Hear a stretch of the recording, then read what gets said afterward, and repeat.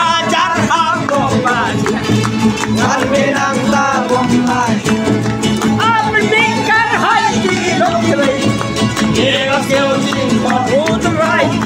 balayala kubur mulai, kerana kenaikan, untuk harga ngalor pahala, orang bikin banyak.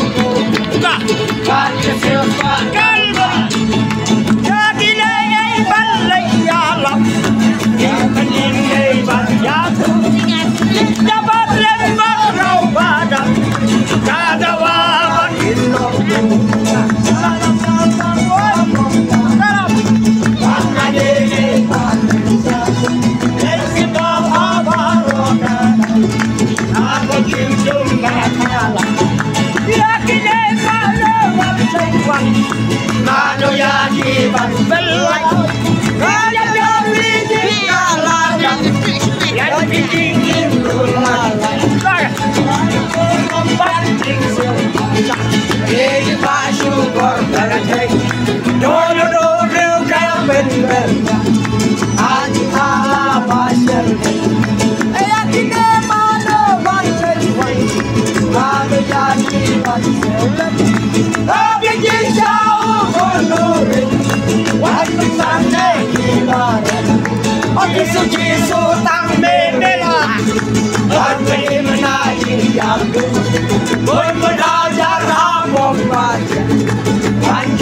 hajar hajar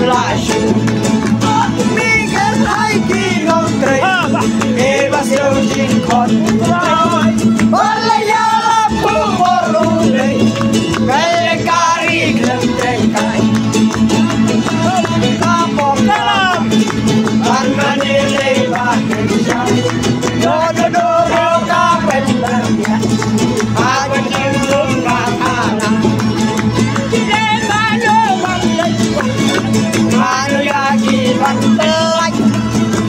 Yam leading Kalakan Online On the Mawlang Planting Cell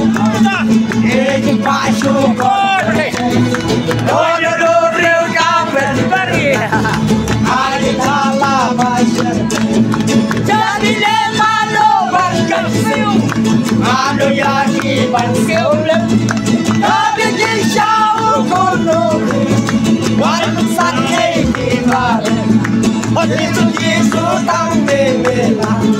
Wan Benyuna Yindaku Wan Hajar Habomban Wan Kinala Kanlasi Hai Kinong Day Eva Silti Koi Wan Layala Kuborule Elegari Gembe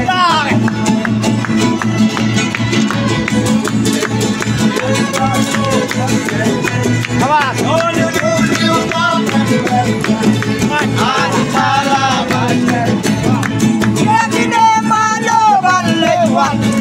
Manuyaki ban belai Diam yam leading Kalakan